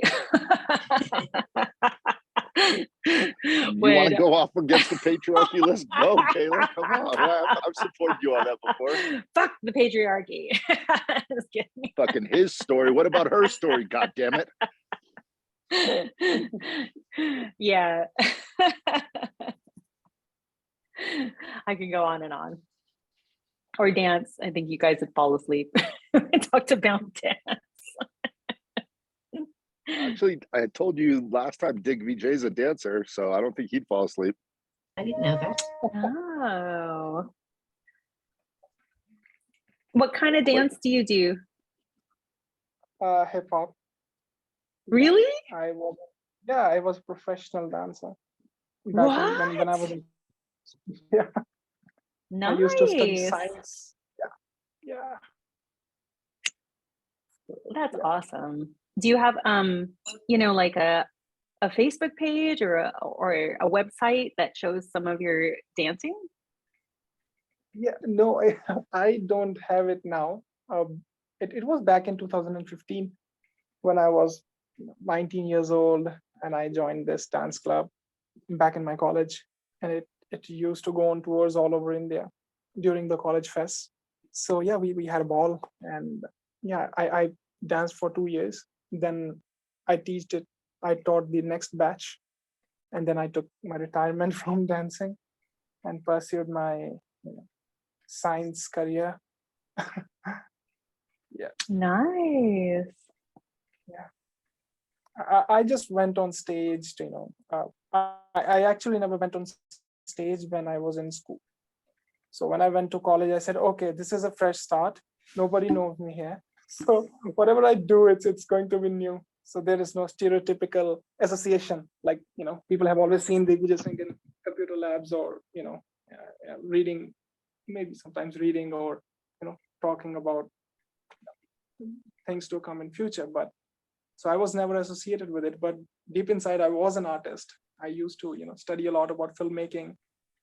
I used to edit. I used to, make VFX, and nobody knew it.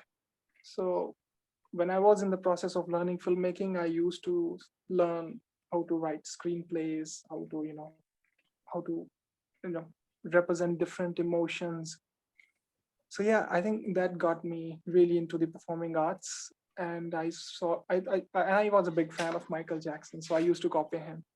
So Oh yeah, he's a good dancer. Then I went to, when I went to my college, my first year, and there was an audition there. So I asked them that, okay, I'm not a very good dancer, but what's the worst behavior that audience has shown to anyone who didn't do well on stage? They said, don't you worry about that. It's not that bad. So I just went in and I, expressed myself, and they liked it. So there were 2 to 3 rounds more for the selection process. So I thought that, okay, I'll be out in second or third round, and I went on clearing one after the other. So I was in a batch. 10 of us were selected for the batch 2015, and yeah, it was a very great journey. And a lot of people actually associate me as a dancer. They actually didn't knew that I'm into science, because it was a really shocking revelation for them. Because most of the students who are into dance and performing arts, they're generally from the arts background. They are the students of economics and history. You mostly find them. Yeah. So yeah, it was a really weird, because in India the science is actually a very tough thing to go for, because from morning 8 to 4 p.m. in the evening, you are into the labs and classes. So there was a very less time. I think morning 6 to 8, and then after 4, I used to practice. So yeah, it was a really great experience. And after that, even when I left dancing, there was, I was somehow in touch with it. So this year, when I joined that club, it was like it was the 9th batch when I joined it, and this year it was their 17th audition. I was like, wow, it's a long way. We have come a really long way. But yeah, it's a really good feeling. I think those are the days which I, look back and I actually, feel very happy about that. Okay, I've been into it. Yeah. Even today I endorse myself as an artist more than a scientist. So yeah, it's I think it makes me feel really happy from inside that, okay, I have to, practice more and more even today. But I've been consumed in so many things that, okay, I don't practice that much, but yeah, it's something that I would love to do if I'm totally free from everywhere. Yeah. Oh, that's so nice to hear. Diggy, if you can write down Schrodinger's wave equations for the dance of the electrons in a molecular orbital, you ought to be able to write down Schrodinger's equations for a hip hop dance. Yeah. Yeah. Exactly. Because and the funny thing is that I pursued theoretical chemistry after that. I'm a theoretical chemist, and we started our masters with the Schrodinger equation, and ended up applying it in different mathematical models. So it's always been about quantum. Yeah. Well, you take quantum steps in a dance, right? Each dance step is one quantum step. Yeah. Yeah. See, everything's connected to everything else. Dance and the true. orbitals of electrons and molecules have a lot in common, a lot more in common than you might have thought. Yeah, exactly. Hip hop is quite hard. I was asked to be on tour with Bette Midler, and she asked me, or she had to audition me, of course, and she gave me a hip hop number to do. Anyways, I should back this up and say that I'm a Polynesian dancer, and Bette Midler has a song that she likes somebody, to do like hula to. So because I'd be going on tour, then she wanted me to learn some of her, hip hop and jazz moves with her other dancers so she could utilize me. But anyhow, for somebody who does Polynesian dancing, hip hop is very hard. It's like you can't really move your upper body when you do any type of Polynesian dancing. It doesn't look very good. So I noticed that hip hop, you use everything, your upper body, your lower body, and everything. So it was quite hard to do that. And of course, I didn't go on tour with her because I was not good.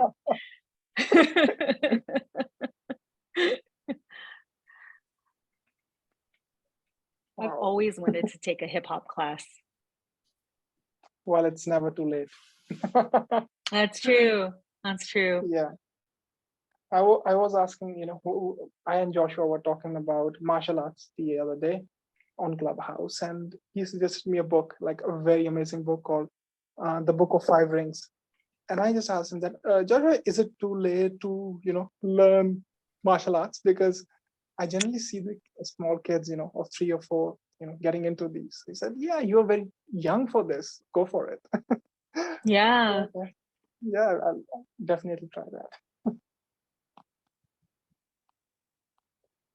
Yeah, I think dancing is a martial art. Yeah. Wasn't it? You actually mentioned capoeira before, Kayla. Yeah. Yes. Yes.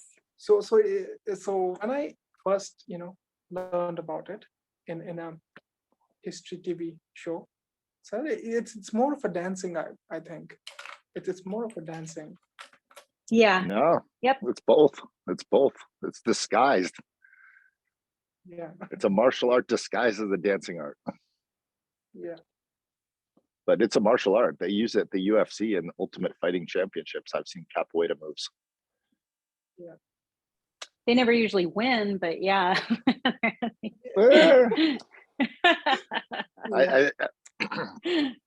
They don't win with just capoeira, but with the combination. Just like he can't win Yeah. with just Tai Chi, but I've seen Tai Chi in Ultimate Fighting as well. Yeah, I think the So- most used form is, I think, jujitsu. I think jujitsu And yeah. boxing.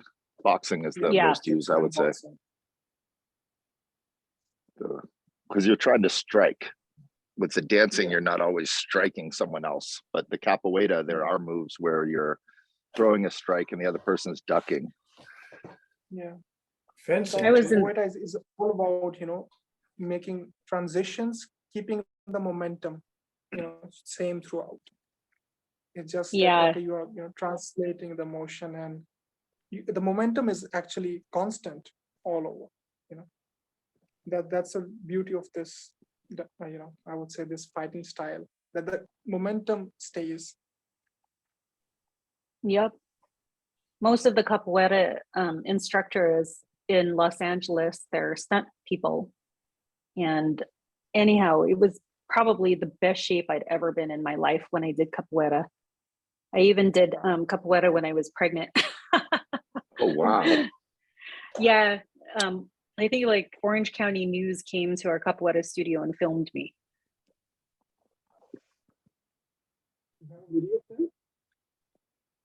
I'm sorry? You have video of that? They uploaded it somewhere? No, I don't have video of that. That was like in 2007. Wow. I was I was like 6 months pregnant. Yeah, I was showing a little bit, but not too much. I mean, there are women who do capoeira when they're like 7, 8 months pregnant, and they do the full on, cartwheels and crazy stuff. It almost looks scary to see them with their big belly, but they do it.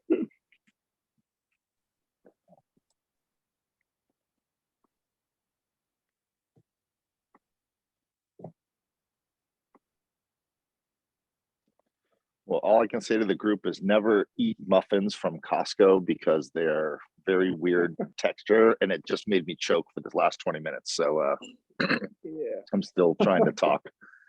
It was terrible. Are you still up in the mountains, Josh? Yeah, I'm still in Pine Mountain. I think we're going to be here for another year while we're rebuilding up at the property.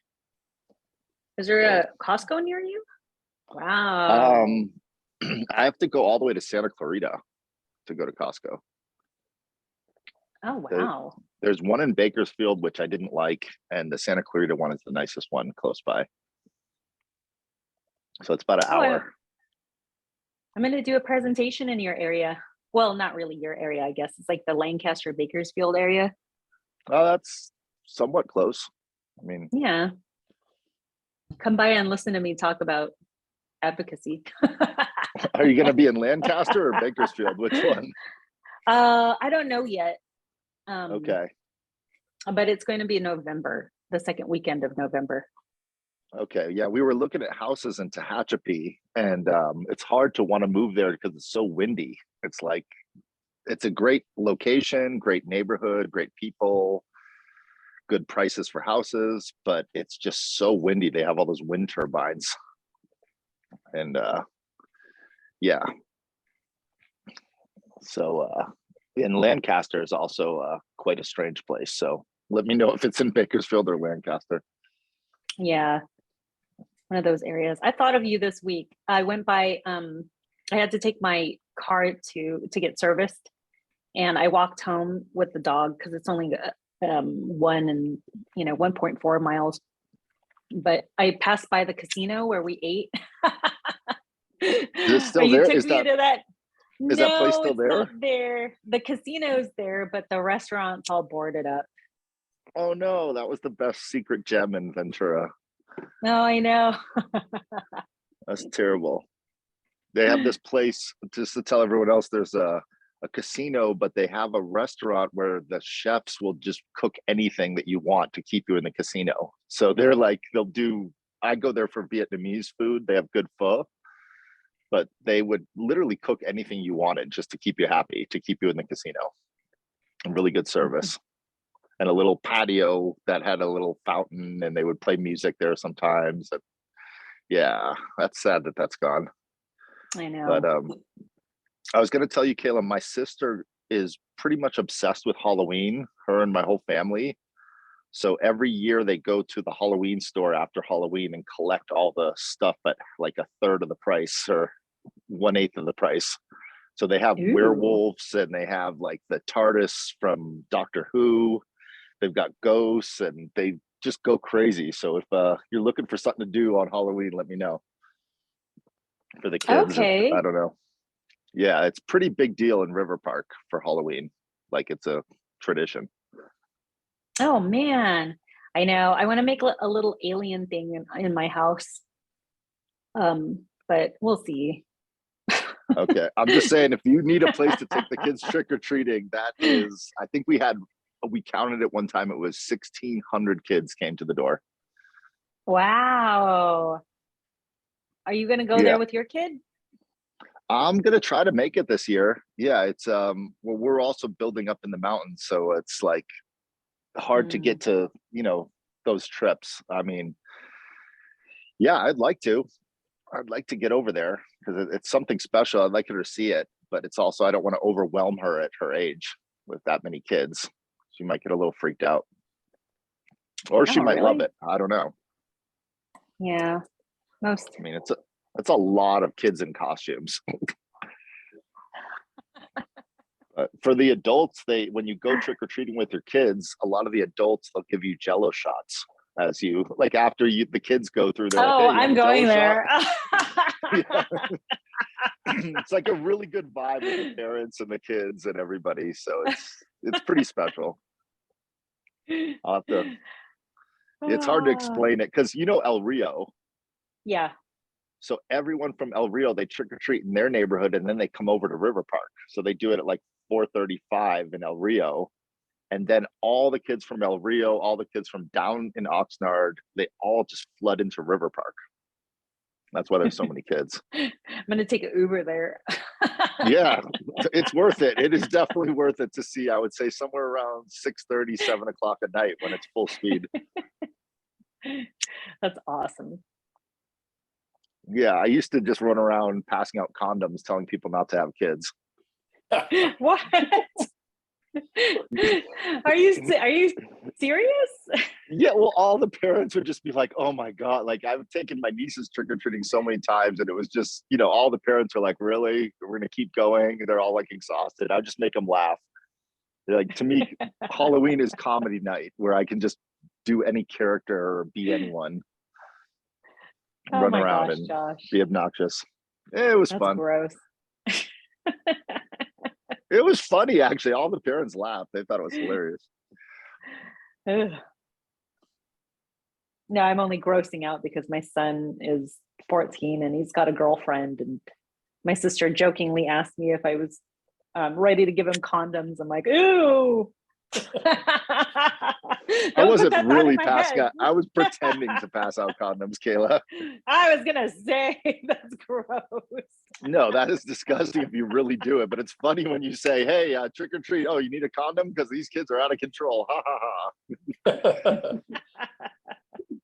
But yeah, I mean, as far as protection and having sex, like, yeah, that's a big deal if your son is my niece is getting in that age. I'm sure they've had the talk. I don't talk to her about sex, but she's 15, so I'm sure she's had that conversation with my sister. But yeah, that's the young kids, they see everything on the internet already. I feel like they're already more educated than I am. Yeah. I suppose there are some candy bar styles that could be enrolled in a condom. I don't know. Actually, now maybe that's my outfit, condom man. Or maybe I don't know. So that's I can't use that joke anymore. I think, or maybe I'll be a woman and just give birth to Aya. She'll just come out of my belly. That'd be like Alien or something. I don't know. Oh, there you go. Oh, a chest burster. That'd be pretty funny, right? If it just comes out and blah, I don't know. Yeah, I haven't thought about what outfits to wear, or I don't know. Are you guys dressing up for Halloween? Is that something you do, Barry? Do you celebrate? I live in a condominium where there are very few children here. There are years where I got nobody to the door at all, and somewhere I got maybe half a dozen or at most a dozen. So no, I don't make a big deal out of it. Yeah, this is the first year where COVID, like last year, it was going to be on, and then there was that Omicron variant, I think, went through, or I think that was last year this time. The mutated variant of COVID came through right around Halloween. Yeah, so we'll see what it's like this year. I think last year the parents who had children sort of organized some kind of a plan for the condominium.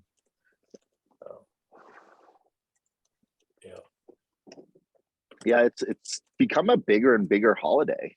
I noticed over the years, it just sort of took over Thanksgiving. It took over just all the holidays. I feel like it's one of the biggest ones, at least in Oxnard area and Ventura. Well, it's one of the few secular holidays that's neither a national holiday nor a religious holiday. Yeah. And then didn't we just have Rosh Hashanah? Did we have that Yeah. already? Rosh Hashanah was last weekend, and this coming Wednesday is Yom Kippur. That was early this year.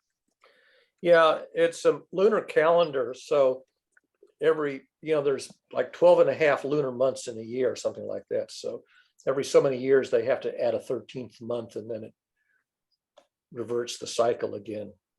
Was this the year they added the 13th month? That I don't know. I'd have to look that one up, but I think it is. Yeah, I think it is relatively early this year compared to the years where it's later. Yeah, I don't remember it being this early. Yeah. I usually celebrate, do a little atoning. I don't know if anyone else has an atonement holiday. That's a good question. I don't know. I think the Catholics have what was it, the Lent? That's sort of like atonement. Yeah, and anything having to do with expiation of sin, I think, which is a common recurring theme, at least in some religious systems, expiation of sin. What's that word, expiation? I've never heard that before. It's sort of evening out the books. Like, for example, I don't know if you ever watched the movie Gandhi. I've seen it. Yeah, I watched Yeah, there's a scene where a man, I can't remember if the man who comes to see Gandhi is Indian or Hindu or Muslim, but one of them comes to see Gandhi, and he confesses that he killed the parents and left the child an orphan, and he says, "I'm now going to hell."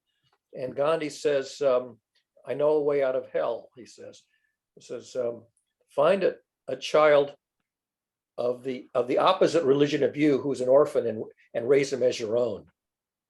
So Oh, wow. it's kind of a balancing the books by doing an equal and opposite good deed to balance the books for a bad deed. And that's also in Judaism. It's called a mitzvah. It's a good deed that you do just to balance the books. It's a theological concept that's pretty commonplace. About balancing the karmic book you're talking about? Yeah. The action. Basically, if you cause harm, whether it's intentional or unintentional, but you have a guilty conscience about it, then turn around and do a good deed that balances the books. So expiation of sin is sort of some kind of way of balancing the books for good, between good and evil. Is expiation a takeoff the word expedite? I don't think so. I'd have to look it up, the etymology. It's probably Greek or Latin, probably Latin. Yeah, it sounds like if you expedite something, you move it along. So expiation, I don't know. I like words. So thank you, Barry. I miss your words of the day. Yeah, I haven't done one lately. Expiation, the act of making amends or reparation for guilt or wrongdoing, atonement. Now let's see, where is the word origin here?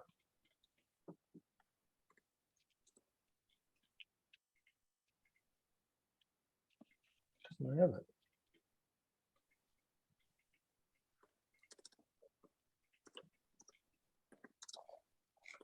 What etymology? But it's always used in the religious context, or can you use it outside of religious? You can use it perfectly secularly. It just happens to be adopted in a religion. So it's Latin, expiate, appeased by sacrifice. Hmm.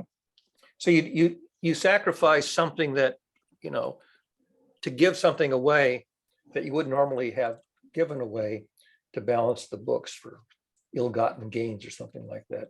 It originally meant appeased by sacrifice. And the appiate is the same as the word pious. It's a piare, which is from the pious. So, yeah.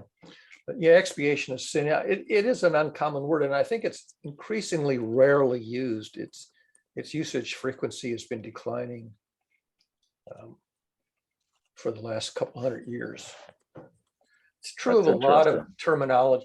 Theologians used to adopt these really obscure terms. And so if you studied your religion, you would learn these terms. They were hardly ever used in, you know, everyday secular English, but they can be used. I mean, like epiphany. I mean, epiphany is used in a secular sense these days, but originally it was a Christian concept, a moment of spiritual insight,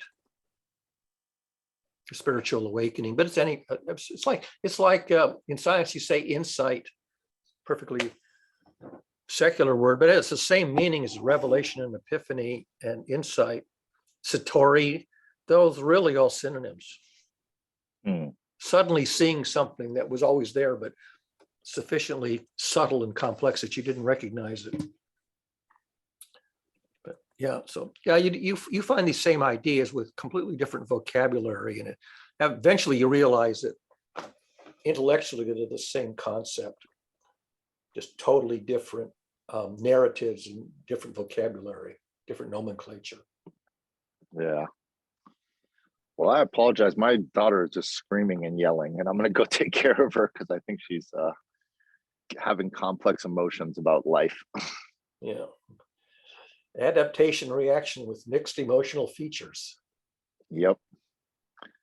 That actually, what I just recited is an actual diagnosis in DSM-3. I don't know if I don't think it's worded the same way in DSM-4 and 5, but adaptation reaction with mixed emotional features, 307.29. That was my official diagnosis back in the 1980s when really terrible things were happening. And I was adjusting to them, like the breakup of the Bell system and the demolition of my career thanks to the government and things like that. Yeah. Yeah, it's a hard place to be. Now, I asked the shrink what it meant in plain English. He says it means that you get upset when upsetting things happen. Well, yeah. What were you going to say, Kayla? Sorry. I was gonna say, okay, Josh, have a wonderful time if you Okay, thank you are so leaving. much. Yeah, yeah, I better go. I'm gonna go help her out. All right, thank you guys. I'll talk to you guys soon. Cheers. Bye. Yeah, Joshua. Coming up on the top of the hour, anybody have anything else they want to contribute to the melange? Yeah. Let me share a very interesting fact about the scene that you just shared from the movie Gandhi. Yeah. It was a Muslim guy. That scene is actually centered in a place called, in a state called Bengal, where there was a religious violence was happening. Yeah. Religious massacre was happening. And the actor who played the role of that Muslim was indeed one of the greatest Indian actors, Om Puri. And he died a few years ago. Yeah, and I watched that movie after that, and I said, okay, Om Puri was in this movie. But yeah, it was a really interesting scene, by the way, like the mixed emotion, which actually translated from that scene that the guy approached with a very, unapologetic feeling to Gandhi that I have done this. Yep. Then he actually, shows that what is beneath those expressions. Like, he's not very proud of what he has done. He's actually very vulnerable for what he's done. Yep. So yeah, when you mentioned that scene, it's like the goosebumps for me, because yeah, that's a very intriguing scene. Very memorable scene. Yeah. Stacy turned her camera back on. Just came on to say I was listening in the background, came on to say goodbye, and I wanted to hear the last comment. Any further checkouts then? Good to see you all. That's my checkout. Bye. Always a pleasure. All right. Bye. Bye. Bye, guys.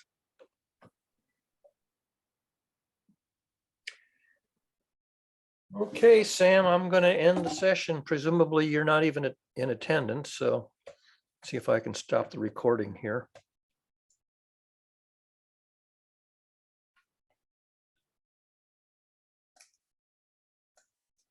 Just have to end the session, I guess. That's what I shall do. Leave meeting. Oh, I can't end the session. I just have to leave the meeting. I guess it's going to run over then, Sam, since you're connected and I can't end the whole session or end the recording.